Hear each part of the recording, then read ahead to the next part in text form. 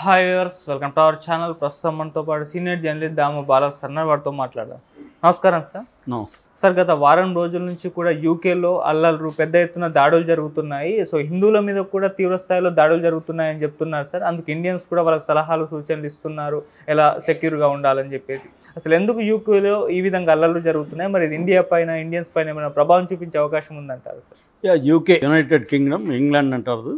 So ఈ ఇంగ్లాండ్లో ఎందుకు గత వారం నుంచి అల్లర్లు పెద్ద ఎత్తున జరుగుతున్నాయి?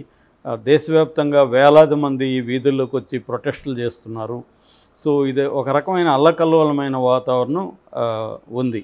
దీనికి కారణం ఏంటి అనేది చూసినప్పుడు జూలై 29వ తేదీన సౌత్ పోర్ట్ అనే ఒక సీసైడ్ టౌన్ అంటారు. ఆ సీసైడ్ టౌన్లో టేలర్ స్విఫ్ట్ తరహా డ్యాన్స్ ప్రోగ్రాం పిల్లలు చేస్తున్నారు.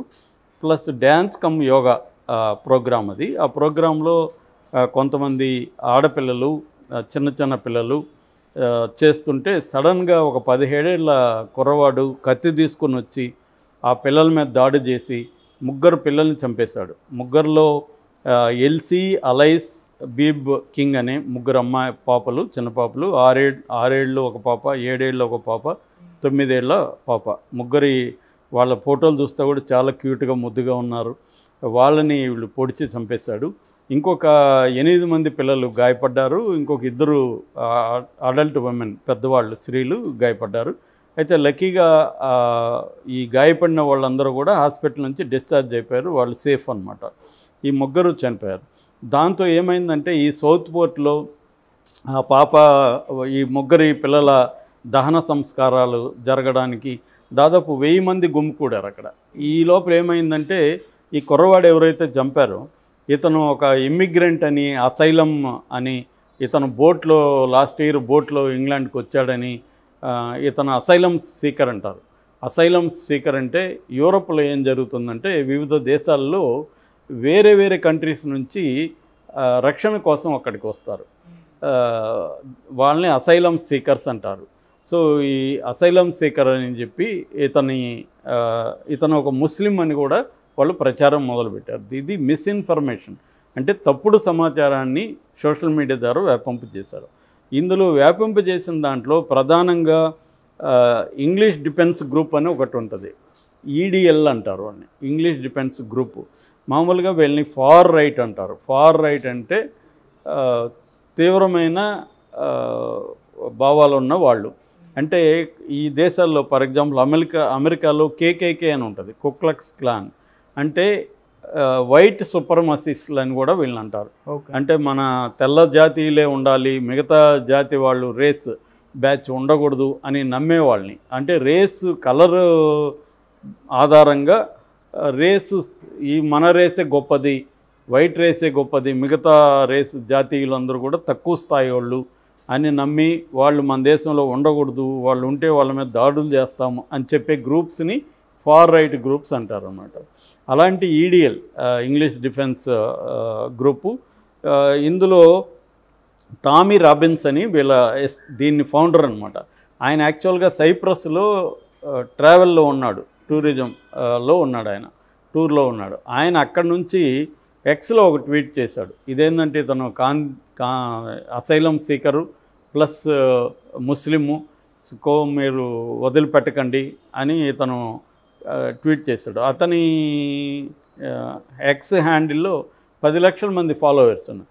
వీళ్ళు ఇంకా ట్వీట్లు చేయడం, వీళ్ళు టెలిగ్రామ్ గ్రూప్స్లో పెట్టేయడం, వాట్సాప్ గ్రూప్లో పెట్టేయడంతో అందరూ ఏమనుకున్నారంటే ఎవడో ఒక ముస్లిం కుర్రాడు అసైలం సీకర్ వచ్చి మన ఆడపిల్లల మీద దాడులు చేసి చంపేశాడు అనగానే సాధారణ ప్రజల్లో కూడా ఒక ఆగ్రహావేశాలు వచ్చేసాయి. దాంతో ఆ రోజు సౌత్ పోర్ట్లో ఈ అమ్మాయిల దహన సంస్కారాలకు వచ్చిన 1000 మందిలో కొంతమంది ఏం చేశారంటే లోకల్గా ఉన్న మసీదుల మీద దాడులు చేయడం, అట్లాగే ఈ అసైలం సీకర్కి కొన్ని షెల్టర్స్ ఉన్నాయి అక్కడ, హోటల్స్లో ఎక్కువగా పెట్టారు, ఆ హోటల్స్ మీద దాడులు చేయడం ఇది మొదలుపెట్టారు. అంటే రాళ్ళు వేయడం, సీసాలు వేయడం, తర్వాత పెట్రోల్ బాంబులు అంటారు, అంటే పెట్రోల్లో పైన ఒత్తి పెట్టి ముట్టించి ఇసిరేస్తే అది బాంబులాగా పేలుతుంది, అలాగా వేయడం, ఇవన్నీ జరిగినాయి. దీంతో ఒక్కసారిగా అది జరిగేసరికి మొత్తం టోటల్ ఇంగ్లాండ్, తర్వాత పక్కనే ఉన్న ఐర్లాండ్, బెల్ఫాస్ట్ ఐర్లాండ్లో కూడా ఇవి వ్యాపించినాయి అన్నమాట. ముఖ్యంగా మనకి ప్రధానమైన నగరాలు చెప్పాలంటే లండను, హార్టెల్ఫోలు, మాంచెస్టరు, బెల్ఫాస్ట్, ఈ నగరాల్లో విపరీతంగా మొత్తం ఒక రకంగా చెప్పాలంటే ప్లైమౌత్ అంటారు, సౌత్ కోస్ట్లో ఇంగ్లాండ్లో ప్లైమౌత్ నుంచి సుందర్లాండ్ అంటారు, నార్త్ ఈస్ట్ వరకు కూడా ఇది వ్యాపించేసింది ఈ అల్లర్లు అనేవి. ప్రధానంగా వీళ్ళు టార్గెట్ చేసింది ఎవరిని? మసీదుల్ని, ఈ షెల్టర్ ఇచ్చిన హోటళ్లను బేసిక్గా టార్గెట్ చేశారు. దాదాపు 100 మంది పోలీసులు దీంట్లో గాయపడ్డారు, ప్రజలు కూడా అనేక మంది గాయపడ్డారు. వీళ్ళల్లో దాదాపు 400 మంది ఈ రైటర్స్ అంటారు, వీళ్ళని రైటర్స్ అంటే అల్లర్ల మోకలు. ఈ అల్లర్ల మోకల్ని 400 మందిని అరెస్ట్ చేశారు. అందులో 11 ఏళ్ల కుర్రవాడు కూడా ఉన్నాడు. ఎక్కువగా చిన్నపిల్లలు, యూత్ కూడా బాగా పార్టిసిపేట్ చేశారు. సో దీనికి ఇమ్మీడియట్ కారణాలు ఏంటంటే, ఒకటి మిస్ఇన్ఫర్మేషను, రెండోది యాంటీ ఇమ్మిగ్రెంట్ సెంటిమెంట్ అంటారు. అంటే ఇలాగ వేరే దేశాల నుంచి ఆ దేశంలో సెటిల్ అయిన ప్రజల పట్ల ఉండే వ్యతిరేకత కారణం. అట్లాగే ఫార్ రైట్ గ్రూప్స్, ఈ గ్రూప్స్ ఒక ఆర్గనైజేషన్ అని పేరు నేను ఒకటి చెప్పాను తప్ప చాలా గ్రూప్స్, చాలా ఇండివిజువల్స్ ఈ హేట్రెడ్ని ప్రచారం చేయడం, సోషల్ మీడియాలో ఎవరు కూడా చెక్ చేసుకోకుండా దీన్ని ఫార్వర్డ్లు చేయడం, దీనివల్ల ఇది స్ప్రెడ్ విపరీతంగా. 10 ఏళ్లలో ఈ స్థాయి వైలెన్స్ ఇంగ్లాండ్లో ఎప్పుడు జరగలేదు. ఇంగ్లాండ్లో రిలేటివ్గా పీస్ ఉంటుంది అనమాట. వాళ్ళు ఏంటంటే బ్రాడ్ మైండ్ ఉంటారు. లేకపోతే ఇండియన్ ఆరిజిన్ ఉన్న రిషి సునాక్ని ప్రధానమంత్రిగా ఎలా ఎన్నుకుంటారు? అతను ఇండియన్ ఆరిజిన్ అని తెలుసు, అతను హిందూ మతాన్ని పాటించే వ్యక్తి అయినా కూడా అక్కడ ప్రధానంగా క్రిస్టియన్స్ ఉంటారు. అయినా అతను ఎందుకున్నారంటే వాళ్ళు బ్రాడ్ మైండ్ ఉన్నట్టే కదా. కాబట్టి ఇక్కడ ప్రజలందరూ వ్యతిరేకంగా ఉన్నట్టు చెప్పలేము. ప్రధానంగా ఏంటంటే మిస్ఇన్ఫర్మేషన్. నిజానికి దాడి చేసిన అబ్బాయిని పట్టుకున్నారు, 17 ఏళ్ళ అబ్బాయి. ఆ అబ్బాయి అక్కడే పుట్టాడు, వేల్స్ అనే నగరంలో పుట్టాడు అబ్బాయి. రోండా పేరెంట్స్ అతనికి. సో అతను ఏషియన్ కాదు ఫస్ట్ ఆఫ్ ఆల్. ఇది ఏంటంటే ఎప్పుడైతే ముస్లిం అన్నారో ఏషియన్స్ మీద కూడా అనేక దాడులు జరిగాయి, ఇండియన్స్ కూడా ఉన్నారు. మామూలుగా ఏంటంటే ఇంగ్లాండ్లో ఈ సదరన్ ఏరియాల్లో ఎక్కువగా ఇమ్మిగ్రెంట్ మాఫియా అంటారు. నేను దీని మీద లాంగ్ బ్యాక్ ఒక స్టోరీ కూడా రాశాను. ఇమ్మిగ్రెంట్ మాఫియా అంటే ఏంటంటే, మనం ఇప్పుడు ఇంగ్లాండ్కి ఏదో ఒక కారణంతో మనల్ని తీసుకెళ్తారు, విజిటింగ్ అనో ఇంకోటనో. అక్కడికి వెళ్ళినాక మనం యాంటీ లీగల్ ఇమ్మిగ్రెంట్గా అయిపోతాం అనమాట. ఇల్లీగల్ ఇమ్మిగ్రెంట్ అంటారు. ఇల్లీగల్ ఇమ్మిగ్రెంట్గా మారిపోయినాక కొన్ని ఏరియాల్లో వీళ్ళ కోసమే ఉద్యోగాలు తెచ్చి ఇచ్చేవాళ్ళు ఉంటారు. మన దగ్గర డబ్బులు తీసుకొని వాడు మనల్ని ఒక షాప్లో పెడతాడు. ఫర్ ఎగ్జాంపుల్ మామూలుగా అక్కడ ఏంటంటే లోకల్స్కి ఇవ్వాలంటే గంట మినిమం వేజెస్ ఇవ్వాలి, వాళ్ళకి ఇన్సూరెన్స్ ఇవన్నీ ఫాలో కావాలి. కానీ ఇల్లీగల్ ఇమ్మిగ్రెంట్కి ఏదో గంటకి 10 పౌండ్లో 20 పౌండ్లో ఇస్తే కూడా సరిపోతుంది అనుకో. సో మనల్ని తీసుకెళ్ళి పెట్టేస్తారు. వాళ్ళకి షాప్ వాళ్ళకి ఇబ్బంది ఉండదు. అలాగా కొన్ని ఏరియాస్లో ఈ ఇల్లీగల్ ఇమ్మిగ్రెంట్ అనేది పెద్ద మాఫియా అన్నమాట. ఈ ఇల్లీగల్ ఇమ్మిగ్రెంట్స్ వల్ల లోకల్స్కి ఉద్యోగాలు రావు. అందువల్ల లోకల్స్ ఇదిగా ఉంటారు. రెండోది, ఈ ఇమ్మిగ్రెంట్స్ ఉన్న చోట వైలెన్స్ ఎక్కువగా ఉండడం, స్మగ్లింగు, రకరకాల ఇల్లీగల్ యాక్టివిటీలు జరగడం, దీని పట్ల కూడా అక్కడ ప్రజలు వ్యతిరేకంగా ఉంటారు. ఇవాళ యూరోప్ అంతా కూడా ఈ ఇమ్మిగ్రెంట్స్తో నిండిపోయింది. ఈ ఇమ్మిగ్రెంట్స్ వల్ల రకరకాల సమస్యలు లోకల్స్కి కూడా వస్తున్నాయి. ఒక పక్కేమో ఎక్కడి నుంచో వచ్చారు, మనం ఆదరించాలి కదా అనేది ఒకటి.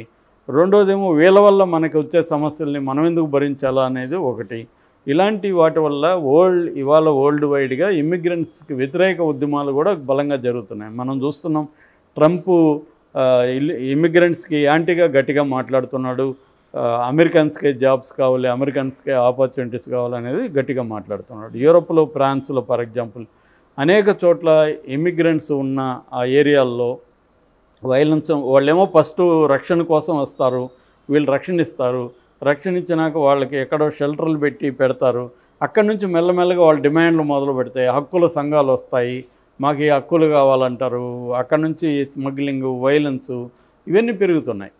సో దీనివల్ల ఇల్లీగల్ ఇమ్మిగ్రెంట్స్ సమస్య వస్తుంది. మరి ఈ ఇమ్మిగ్రెంట్స్ ఎక్కడి నుంచి ఎక్కువ వస్తున్నారంటే ఎక్కువగా ముస్లిం కంట్రీస్ నుంచి, సిరియా లాంటిది. ఎందుకంటే అక్కడ అల్లర్లు జరుగుతున్నాయి. మనం ఇప్పుడు చూస్తున్నాం, ఇజ్రాయిల్ అరబ్ పాలస్తీనా మధ్య, ఇజ్రాయెల్ ఇరాన్ మధ్య, ఇజ్రాయెల్ లెబనాన్ మధ్య, సిరియా, ఈ దేశాల అల్లకల్లోలాలు జరుగుతున్నాయి.